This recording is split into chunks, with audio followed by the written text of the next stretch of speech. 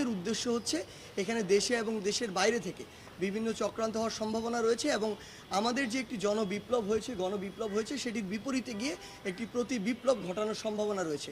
সেই জায়গা থেকে আমাদের স্পষ্ট যে অবস্থান সেটি ছিল এরকম যে 5 আগস্ট যে পুরো বাংলাদেশে ছাত্র জনতার যে একটি বিপ্লব হয়েছে এটি তো আসলে 16 বছরের যে ফ্যাসিস্ট সরকার তাদের যে অত্যাচার নিপীড়ন এটির বিরুদ্ধে গিয়ে এই বিপ্লবটি হয়েছে পুরো বাংলাদেশের মানুষের যে অংশগ্রহণে। সেখানে এখন যদি প্রতি বিপ্লবটি হয় এটি হচ্ছে আসলে একটি চক্রান্তের ফলে দেশ এবং দেশের বাইরে চক্রান্তের ফলে এই যে দেশের ছাত্র জনতার যে বিপ্লব সেটির বিপক্ষে গিয়ে অর্থাৎ ছাত্র জনতার বিপক্ষে গিয়ে একটি চক্রান্তের মাধ্যমে হবে যেটা আমরা হতে দিতে পারি না। সেই জায়গা থেকে আমাদের জায়গা থেকে কর্মসূচিটি ছিল এমন যে আমরা ঢাকা সহ দেশের বিভিন্ন জায়গায় আসলে শান্তিপূর্ণ একটি অবস্থান করব। আপনারা দেখেছেন আমি নিজেও আমরা কয়েকজন সমন্বয়ক সহ শাহবাগে ছিলাম। আমরা যখন শাহবাগের মোড়ে যাই তখন আমাদেরকে কিছু আইনশৃঙ্খলা রক্ষাকারী বাহিনী বা কিছু আর্মি অফিসার এসে অনুরোধ করে যে এখানে যদি আজকে আমরা কর্মসূচি করি 4 রাস্তার মোড়ে তাহলে মানুষের ভোগান্তিটি বাড়বে। তাদের কথা শুনে আমরা সাথে আমরা সেখানে 1 মিনিটও দাঁড়াইনি, সাথে আমরা জাদুঘরের সামনে চলে এসেছিলাম যে মানুষের আসলে দীর্ঘ 1 মাস ধরে বিশাল একটি ভোগান্তি হচ্ছে, সেই ভোগান্তিটি আসলেই কমানো প্রয়োজন দেশের স্থিতিশীল অবস্থা নিয়ে আসার জন্য। আমরা সরে এসেছি সেখান থেকে।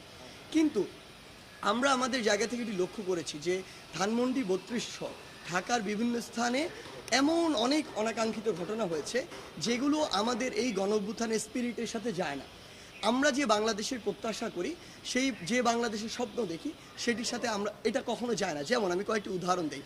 আমরা নিজে বিভিন্ন ভাইরাল ভিডিও দেখেছি যে আমার বাবার বয়সী একজনকে কান ধরে উঠবোস করানো হচ্ছে, আমার বাবার বয়সী একজনকে বিবস্ত্র করানো হয়েছে এবং মানুষজন যা ইচ্ছা তাই বলছে। অসংখ্য মানুষের ফোন চেক করা হচ্ছে। আমি দেখেছি আমার মায়ের বয়সী একজনের গায়ে হাত তোলা হয়েছে। এরকম অসংখ্য অনাকাঙ্ক্ষিত ঘটনা ঘটেছে। আমরা সাংবাদিক ভাই বোনদের উপরে হামলার বিভিন্ন ঘটনা প্রত্যক্ষ করেছি। আমাদের জায়গা থেকে স্পষ্ট কথা, যেই স্পিরিটটিকে সামনে রেখে আমরা এই গণবিপ্লবটি করেছি, 16 বছরে যে নির্যাতন নিপীড়ন কিংবা মানুষের যে প্রকাশ করার যে কোনো অনুভূতি প্রকাশ করার কথা বলার যে অধিকারটি ছিল সেটি যে হরণ হয়েছিল, এই সব কিছু দুর্নীতি থেকে শুরু করে নিপীড়ন অত্যাচার এগুলোর বিরুদ্ধে গিয়ে কিন্তু এই গণবিপ্লব। এটার কারণ ছিল যে আমরা আসলে এমন কিছু একটা এমন নতুন একটা বাংলাদেশ চাই যেই বাংলাদেশে আসলে সবাই সবার কথাটি বলতে পারবে, সবার মত প্রকাশ করতে পারবে, যে যে ধারায় বিশ্বাসী সে অনুযায়ী কাজ করতে পারবে এবং তার এই স্বাধীনতাটি থাকবে।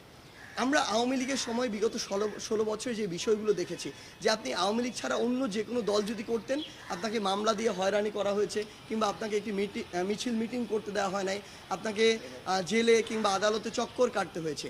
এই সামগ্রিক বিষয়গুলো আমরা আমাদের জায়গা থেকে বিশ্বাস করি যেগুলো হওয়া উচিত না। কিন্তু গতকালকে আমরা এমন বেশ কিছু চিত্র দেখেছি যেই জায়গাগুলোতে আসলে স্টুডেন্টদের কিছু পার্টিসিপেশন ছিল। আমরা জানি না যে ওই স্টুডেন্টরা আসলে কোন মতাদর্শ ধারণ করে, ইভেন আমরা তাদেরকে এখানে আসলে ডিফাইনও করতে পারবো না। কিন্তু আমাদের বৈষম্য বিরোধী ছাত্র আন্দোলনের প্ল্যাটফর্মের আমরা সকলে একসাথে বসে কথা বলেছি, যখন রাতে আলোচনা করেছি, আমরা আমাদের জায়গা থেকে স্পষ্ট বলি আমরা খুঁজছি যে এগুলোর সাথে আমাদের কোনো সমন্বয় কিংবা সহ সমন্বয় যুক্ত আছে কিনা। আমাদের জায়গা থেকে স্পষ্ট ডিসিশন, আমরা খুঁজে তথ্য প্রমাণের ভিত্তিতে যদি সিঙ্গেল একজন সমন্বয়ক বা সহ সমন্বয়ক পুরো বাংলাদেশে পেয়ে থাকি এটার সাথে যুক্ত কোনোভাবে, আমরা তৎক্ষণাৎ তাকে আমাদের ওই কমিটি থেকে ওই টিম থেকে বহিষ্কার করব। এটা আমাদের প্রথম ডিসিশন।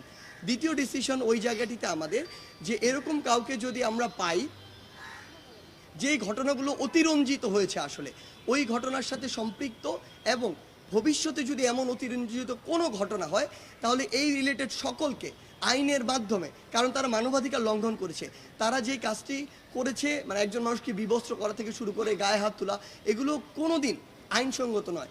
সেই জায়গা থেকে তাদের আইনগত ব্যবস্থা নেওয়ার জন্য যা করা প্রয়োজন একটি প্রেশার গ্রুপ হিসেবে বৈষম্য বিরোধী ছাত্র আন্দোলন সেই কাজটি করবে। এবং আমাদের যেমন 2 জন ছাত্র প্রতিনিধি আসলে অন্তর্বর্তীকালীন সরকারে রয়েছে, সেই জায়গাতেও তাদের মাধ্যমে যেভাবে বিচার নিশ্চিত করা যায় আমরা সেই কাজটি করব।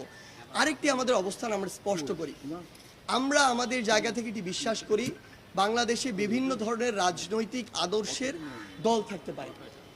2013 সালে আমরা দেখেছিলাম হেফাজতে ইসলাম যখন তাদের মতিঝিলে এই যে সমাবেশটি করেছিল, ওই সময়ে পুলিশকে কাজে লাগিয়ে পুলিশকে অপব্যবহার করে আওয়ামী লীগ তার ক্ষমতার অপব্যবহার করে অসংখ্য আলেম ওলামাদেরকে কান ধরে উঠবস করিয়েছিল। সেই সচিত্র ছবি এবং ভিডিও এখনও আমাদের কাছে আছে। আওয়ামী লীগ যা করেছিল তার ফল আওয়ামী লীগ এখন ভোগ করছে, ভবিষ্যতে ভোগ করবে। কিন্তু সেম কাজটি আওয়ামী লীগ যাওয়ার পরে আরেকজনের যদি ওই নির্যাতকের ভূমিকা অবতীর্ণ হয়, সেটি আমরা কখনো মেনে নিব না। সেটির জন্য আমরা কখনো এই যে গণঅভ্যুত্থানটি হয়েছে সেটি কখনো করিনি।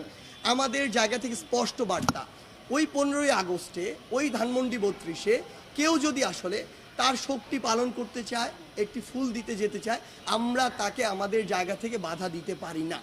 এটি তার ব্যক্তিগত জায়গা। সবচেয়ে বড় কথা হচ্ছে, এই স্বাধীন বাংলাদেশে যখন যে ক্ষমতা এসেছে তখন শুধুমাত্র তার যে সুপ্রিম যে মানুষটি ছিল তাকে শ্রদ্ধা জানানো হয়েছে, বাকিদেরকে শ্রদ্ধা জানানো তো দূরের কথা, বরং ছোট করা হয়েছে। আমরা বিগত আওয়ামী লীগের সময় দেখেছি বঙ্গবন্ধুকে কিংবা শেখ মুজিবুর রহমানকে বঙ্গবন্ধু থেকে শুরু করে যত বিশেষণে বিশেষায়িত করা যায় সেগুলো করা হয়েছে, এবং অতিরঞ্জিত অনেক ঘটনা নিজের মন মতো করে বানানো হয়েছে, ইতিহাস সাজানো হয়েছে। অপরদিকে আমরা যদি দেখি শেরে বাংলাকে ফজলুল হক, মাওলানা আব্দুল হামিদ খান ভাসানী, হোসেন শহীদ সরওয়ার্দী, জিয়াউর রহমান থেকে শুরু করে তাজউদ্দিন আহমেদ পর্যন্ত এই মানুষগুলো যতটুকু ন্যূনতম সম্মান প্রাপ্য কিংবা ইতিহাসের যে জায়গাটুকু তারা ধারণ করে সেটুকুও তাদেরকে দেওয়া হয়নি। আমরা বিশ্বাস করি আমাদের জায়গা থেকে এই যে মানুষগুলো রয়েছে, আসলে বাংলাদেশের ইতিহাস নিয়ে কথা বললে যেই মানুষদের অবদান একদম অনস্বীকার্য, তাদের প্রত্যেককে তাদের যতটুকু অবদান ছিল এর জন্য তাদের স্মরণ করতে হবে। কাউকে ইচ্ছাকৃতভাবে রাজনৈতিক উদ্দেশ্যে ছোট করা যাবে না।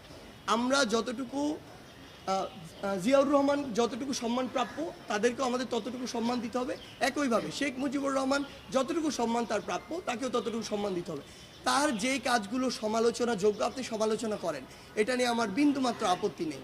কিন্তু আপনি আজকে 2024 সালে এত বড় একটি গণঅভ্যুত্থানের পরে দাঁড়িয়েও আপনি যখন আপনার রাজনৈতিক প্রতিহিংসাকে বাস্তবায়ন করার জন্য এই কাজগুলো করেন, এগুলো আমরা আমাদের জায়গা থেকে কখনোই সমর্থন করি না।